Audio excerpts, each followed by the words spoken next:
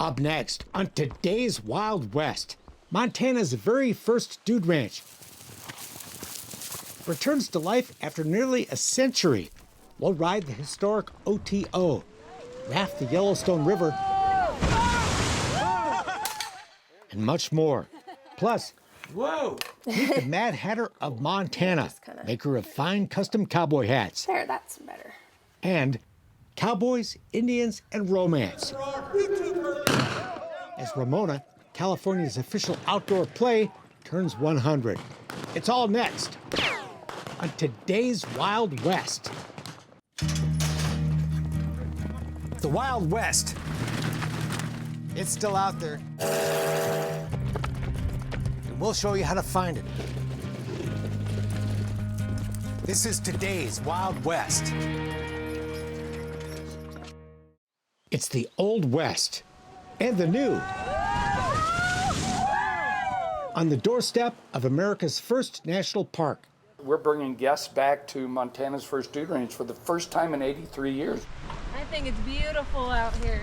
It's the OTO, Montana's very first dude ranch, back in business after being shut down for nearly a century. We've never slept a night in a place that was 100 years old. And then you're eating dinner in a lodge that President Roosevelt was in. Yeah. The Old West was fading away as a new era began, dude ranching. The OTO was among the very first to welcome guests like Theodore Roosevelt, who came here from all over the country and around the world to experience the American West. As a family traveling, we're always looking for something authentic, have an experience that we're all going to talk about and remember, and this hit that in every respect. They called him Pretty Dick and got a lot of attention, and because he had a big personality, apparently was Mr. Cowboy. Cowboy, hunting guide, and Yellowstone stagecoach driver Dick Randall and his wife Dora built the place themselves and welcomed their first paying guests in 1912. None of this stuff is from Home Depot or Lowe's, right? Everything is locally harvested stone and wood that is in this lodge. So I think that's such an impressive thing. However, the glory days, a fascinating tale retold in this wonderful book, lasted just over 20 years. Long story short, the Rocky Mountain Elk Foundation wound up with the ranch, which was then acquired by the U.S. Forest Service in the 1990s to manage and preserve. And 83 years after the last guest checked out in the 1930s, dudes are once again checking in and saddling up at the OTO. And folks are amazed. When I go up there, I get goosebumps every time still because it's just a very, very special place. It's all thanks to the True Ranch Collection and the Custer-Gallatin National Forest, who've partnered to bring this special place back to life as the Yellowstone PopUp Dude Ranch at the OTO for 7 weeks in the summer. If we could have a role in restoring one of the most important ranches to dude ranch history, how could we turn our back on it? They cleaned it to the nines last year, rejuvenated it, did the exact same thing this year, and created this opportunity. And what an opportunity it is. True Ranch did a great job. Guests stay in the original cabins built in 1912 and dine in the magnificent lodge. The food was incredible. The historic property has been augmented with state-of-the-art bathrooms. The bathrooms were great. Right behind every beautiful and rustic cabin, where after a good night's sleep, you'll saddle up to ride the same spectacular country that drew those first guests here back in the day.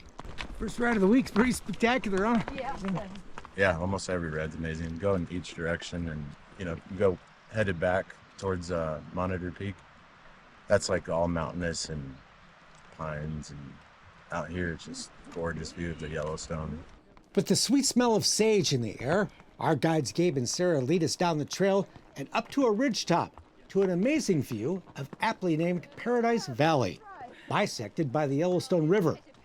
I think the scenery here is exceptional. Of course, you would expect that given its location, but it's absolutely fantastic. That's just a taste of what's to come. It's mountain riding, sightseeing from the saddle. Everywhere you look is different, beautiful, and wild. If you like Today's Wild West, you'll love great rides of Today's Wild West. See the first chapter and order your signed copy at todayswildwest.com. Listed on the National Register of Historic Places, the OTO today lies within what is known as the Greater Yellowstone Ecosystem, just 9 miles from the gate of the famous national park. This is the wildest area left in the lower 48 states, home to buffalo, wolves, and grizzly bear, which is why you never go anywhere without your trusty bear spray. Don't spray at a bear until it's within 30 feet of you. Our first evening at the ranch, Forest Service Ranger Adam Washbeck gives us a class on Bear Spray 101. If this is in your backpack and you startle one, it does not do you any good at all. So having it on your hip is definitely the proper play for working and playing in these areas. Using practice cans, we learned the spray is about protecting the bears as much as ourselves, encouraging the animals to stay away from people. And by the way, this is not insect repellent. So you can't take this off and hose your kids off so they don't get so bears don't come up to them. That is a real thing that occasionally happens. Just to be clear there, it's not a repellent, it's mace. No grizz this week, but out on the trail, we do see their cousin, the black bear. While you don't always see animals, Bones, oh yeah, big bones. the signs of wildlife are all around us. Off we go. Off we go. And We've traded our cowboy boots for hiking shoes to explore the OTO neighborhood on foot. Because this is prime rattlesnake habitat in there. Is it? OTO lies right in the heart of the wilderness, and you do need to watch your step. So that's how she is. We don't see snakes, but we do see this fur, Here, let me pick up this one. maybe from a grizzly. And compared it, there's that grizzly hide where you all sit right behind you on that wall. And we think it could be. I mean, we don't know for sure. Along with grizz, wolves live here, who apparently ate the rest of this elk not very long ago. That's cool. Gnarly. And the first week I was here, I found a wolf track going up here. We discover other signs of life, like an eggshell from a newly hatched grouse, and big scrapes on a grove of aspen, Teeth marks. left behind by moose and elk. Yeah, that's good. Before we head back, our guide Janae leaves behind a game camera to try to get a picture of whatever else comes by, and later captured this photo of a black bear. Meanwhile, back at the ranch, there's more fun on foot. Target shooting with a .22 rifle. There you go, and then click it all the way back in. Beautiful. Safely supervised, of course.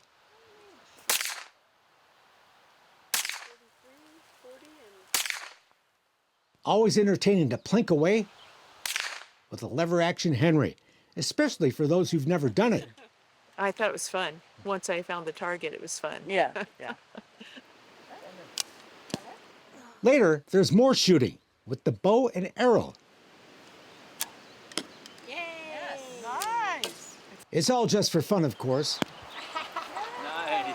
Okay, who's next? Fortunately, our dinner doesn't depend on our skill with either weapon. And we are spoiled by the cuisine. The food's been good. Buffalo steak, one of the more memorable meals. There's just 14 guests, and we share our dinner's family style around big tables in the historic lodge. Everything is so good. I think that there's like a special feeling here that comes with how intimate it is and how small it is. There's also fun around the pool table. Just like guests back in the day, It's kind of like time travel and brought this old ranch back to kind of the way that it was back in the teens and 20s.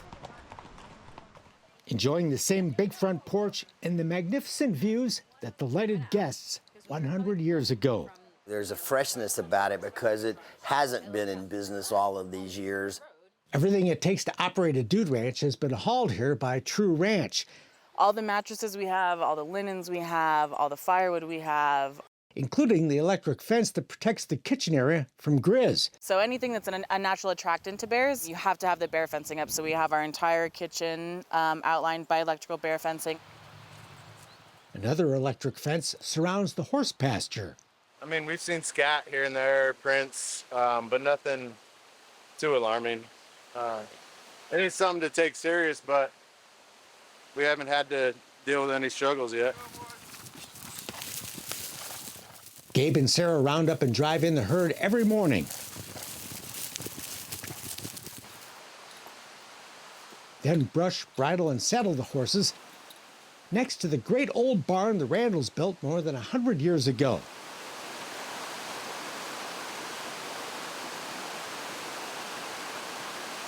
The history they left behind is everywhere you look, like the remains of an old hay wagon and the old saddlery that didn't quite survive the passage of time. Today, the saddled horses are driven up from the barn to the lodge,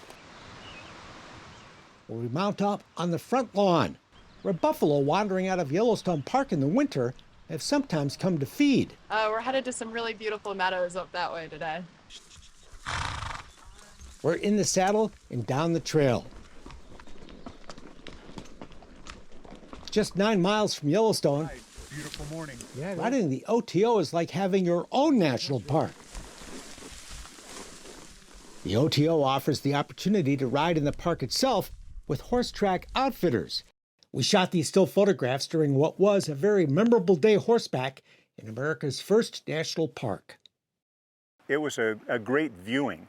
OTO guests can also take a van tour of the park with expert guides from Yellowstone Forever. I really enjoyed it. Very informative.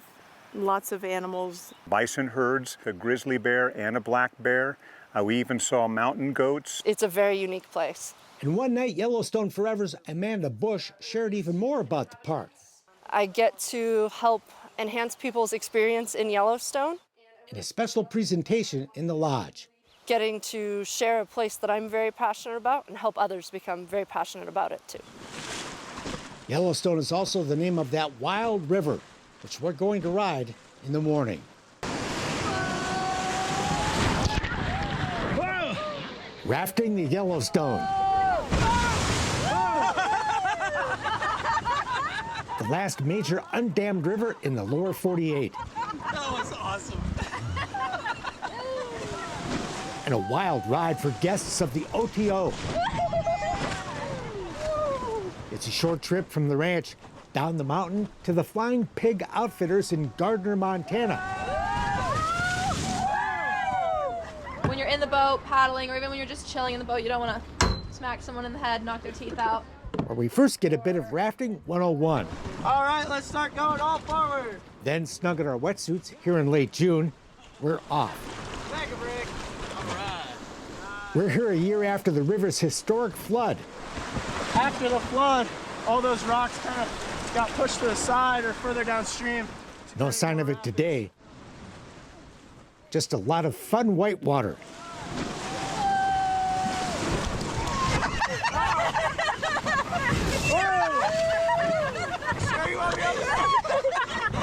It's a great seat up front here.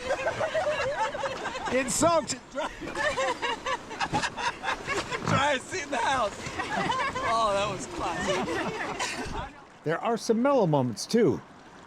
So all the land on that left bank there, right in front of us, is all Yellowstone. All the land behind us on the other side, 89, is the Gallatin National Forest. That's Electric Peak off in the distance. I get struck by lightning more than 400 times a year. Wow. Is that an eagle? Closer, an osprey nest. Big bird. I've seen a bear in the water, too. Oh, there's another one over there. And in the river, we spot an otter. You guys look way too dry. Another raft full of OTO guests is riding the river. And the water fight is on.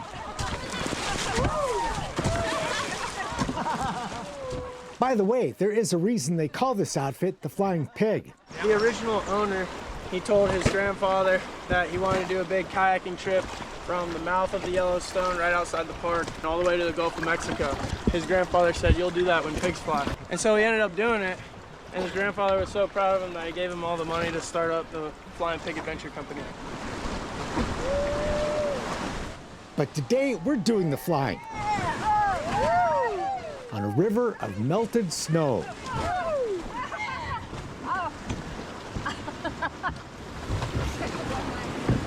The 8-mile journey is over all too soon. But never a dull moment on another adventurous, unforgettable day for the guests of the OTO.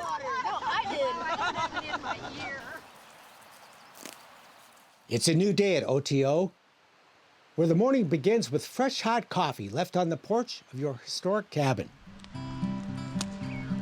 and the evening winds down with a guitar around the campfire. In between our days, the Martinez family, here from Hawaii, will never forget. With the horses and the campfires at night, it's real. It's a real experience. Those are the ones you're going to talk about forever. Would you do it again, you think? Absolutely. Oh, yeah. Yeah. It's all thanks to the vision of Dick and Dora Randall more than a century ago. And today, the U.S. Forest Service and True Ranch. Is that good stuff? For the Yellowstone PopUp Ranch, a historic dude ranch experience full of memories that will last a lifetime. Whoa! You can't go to the OTO without a cool cowboy hat. Up next, meet the woman who can make you one at Montana Mad Hatters. If you like today's Wild West, you'll love our Western wall art. See our beautiful images by clicking on photography at todayswildwest.com. It's truly my family heritage. Montana Mad Hatters is more than a custom hat shop. I truly think that this was my destiny. Here on Main Street in Twin Bridges, Erica Kirkpatrick Eggers walks in the big footsteps of a trail her mother first blazed as a young girl. Grandpa was a PRCA announcer, so she would go to rodeos with him, and she'd see a guy's hat that she'd like, and she'd go home and get on the tea kettle and shape it and change it all the time. So she's always been good with hats. Sheila Kirkpatrick was so good with hats, she was inducted into the National Cowgirl Hall of Fame in 1992. I grew up in the hat shop. My mom had me, and then a couple days later, she was back at work. So I, from a baby on, was in here every day. But after high school, Erica was like the ranch kid that can't wait to leave home until she realized what she left. Then when I went to college, I was like, you know, kind of wasting my money here. I think I really want to do hats. And now I can't imagine doing anything else. Today, from start to finish, this meticulous woman does everything herself. Yeah, and then you put the gold leaf. It's my name on each hat that goes out the door, so yeah, it's nice to have somebody in here, but it's hard to find somebody else that is as passionate about it as I am. She starts with this unique device to measure your head and its shape. So I take this and then I cut this out and I make it on a piece of styrofoam. Mine's a bit odd. That's the shape of your head. Which is not unusual. Not everybody's proportionate. And our eyes aren't level, our ears are off, and our nose is not in the center of our face. None of us are proportionate at all. The styrofoam pattern becomes the foundation. Yep, so this is what they come in like. To turn a raw hat body into a work of art. Beaver is the most desired product. Hat bodies are made of rabbit fur, beaver, or both. Honored X is 100% beaver. Then the hat gets blocked. I pick a block based on the closest to the size of the customer, but also what style of hat they're wanting. If they're wanting a real tall Gus, then you'd go like that. Then you'd take your... Ironed. So all this is doing is getting a nice tight bond onto this block. Sanded. So this is gonna shave all those fibers down and make them real nice and soft. And singed. With alcohol to burn the extra hairs off. Whoa! Cool. And it just kind of singes those last little hairs off. And it's a lot of feel. I wanted to know a recipe of this is how you do it and this is the product you get. And it doesn't work that way. Each hat behaves differently and it's all feel and it is very much an art. Everything is done by hand. Cutting the sweatband, stamping it with the owner's name, and sewing it in. What I do is I actually lace it together. After ironing the brim, it's time for the grand finale, shaping. The hat has to fit the person. You have to go by their shape of their face and just kind of make it to where it looks like the hat is part of them. There, that's better. But yeah, this guy just wants a Gus crease. So I did a little taller crown than I would do if I was doing a cattleman's or a buckaroo. There are lots of details, like adding a pencil roll. You just keep working it till you get the desired amount of roll that you want. The tool she uses is antique, as is much fur equipment, fitting for a shop that believes in old-school craftsmanship. Colored hats are coming back. No matter what new direction hats may take. We make everything from a Western hat to women's fashion hats is what I like to call them. In this shop decorated with hats from the past. A hat is part of a cowboy's gear. I mean, it's just as important as a saddle or their boots or spurs or any of that. It's satisfying work. I had a little gal bring in her grandpa's hat, and it had no sweatband. I mean, it was in rough shape. And we rebuilt it and kind of designed something that she would wear and put her grandpa's name in it and her name in it. And she cried when she came and picked it up. And after growing up in this business, today Erica believes she was intended to be here all along. I love it when someone walks in and when they walk out of the door, they're just beaming because you made them feel so good about themselves. Preserving a part of the rich legacy of the American West. Feel pretty blessed to be here. Still to come, the 100th birthday of the turbulent frontier love story that is California's official outdoor play. If you like Today's Wild West, you'll love Great Ranches of Today's Wild West. See the first chapter and order your signed copy at todayswildwest.com. Go to hell, pig farmer. It's a Western. That's right, Curly. A love story. Yeah, and who might you be, Mr. Fancy Britches? And a clash of cultures, Mexican, Native, and pioneer. Set in the turbulent days of the American takeover of California. Starland now, lady. Following the Mexican War. It is Ramona, California's official outdoor play. Yep, proclamation of Sacramento.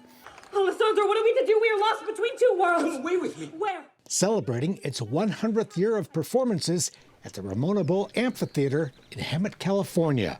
It is the story of California, so it's been incredible to be a part of that and to learn about the history that's in our own backyard.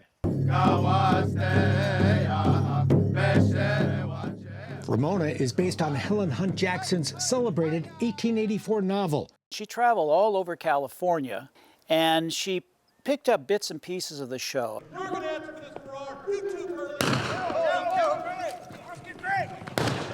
Inspired by real people, real events, and Jackson's outrage over the mistreatment of the American Indian. She came into this area and she heard a story, a true story. The popular 19th century author had first chronicled Native American suffering in her 1881 book, A Century of Dishonor. It was a very powerful book, but nobody wanted to read it. Your mother was Indian. So she wrote a novel that's been called something like an Old West Romeo and Juliet. An Indian? So she picked up stories from all over California. To tell the same message. To show how badly the Native Americans were being treated. And Ramona was a huge hit. And it was extremely popular. People came all the way into California trying to find where Ramona and Alessandro lived. Local business leaders who'd long wanted to stage an outdoor play wanted to capitalize on all that interest in Ramona. And there was a director from England, his name was Garnet Home, and he was doing these outdoor plays all over California. Holmes not only wrote the play, but found the perfect location to stage it. He came here, toured around, walked into this valley and said, this is where you should do the play. The Ramona Bowl Amphitheater was built specifically for this play. And this beautiful bowl where the amphitheater was built makes it pretty easy for the audience to imagine they're back in 1850, California. And that's exactly what they feel because it's natural. There's no stage props, there's no curtain. So it's a beautiful venue. You just feel it, like even when you see it as an audience member and you first come in through that main archway and you walk into the space and it's just absolutely magical. Ramona debuted at the amphitheater in 1923. She went to New York and did all sorts of things right after Ramona. Hollywood actress Ann Archer once starred here as Ramona, as did Raquel Welch, who returned to see the play in 2009. And longtime Hollywood star Victor Jory played Alessandro for years in the 1930s. Oh my gosh, to be part of 100 years? Deborah Dawn Shockey starred as Ramona in 2008. Oh, and just one of 4 principal roles she's played over the years since she was first cast in 2006, with some time off to have her children. Once it gets a hold of you, you may try to escape, but she gets you back.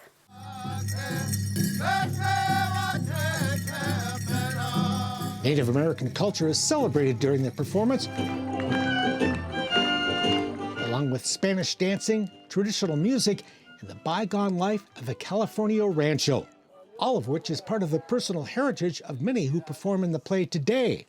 Like they've always joked that, Kayla, you are Ramona. On my mother's side, it's Spanish, English, and then on my father's side is the Hispanic, indigenous.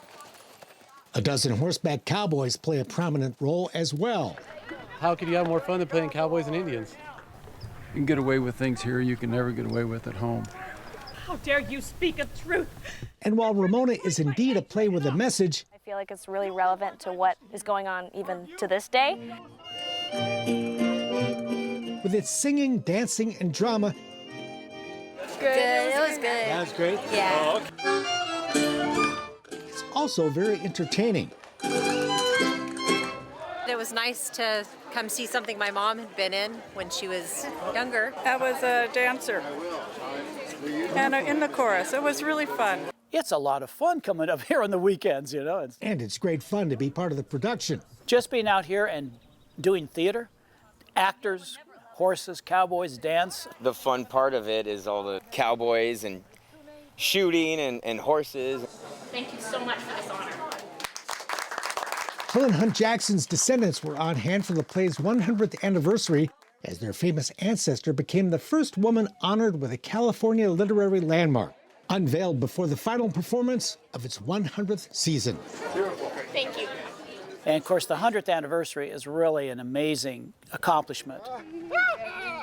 Ramona gets no government funding, running on ticket sales, private donations, and most importantly, the passion of those who love it. What keeps it going is the volunteers. They just love it because we rehearse on the weekends. So you come up here on a Saturday and Sunday like today and you have fun. And I so think about how wonderful it would be to be able to go back and to say, Miss Jackson, you wrote this book and you changed the world. You changed hearts and minds. And we're still doing it now because it still needs to be told. And so we'll continue to do it. It needs to be another 100 years. That's it for now. We're back next time with more cool stuff from today's Wild West. I'm Mark Bedore. We'll see you down the trail. For more information on the people and places featured in today's Wild West, or to order show DVDs and books, visit todayswildwest.com. Funding for today's Wild West provided by the Leggett Foundation, the Chuckwagon Trail Riders Foundation, and Monty Carroll Montgomery.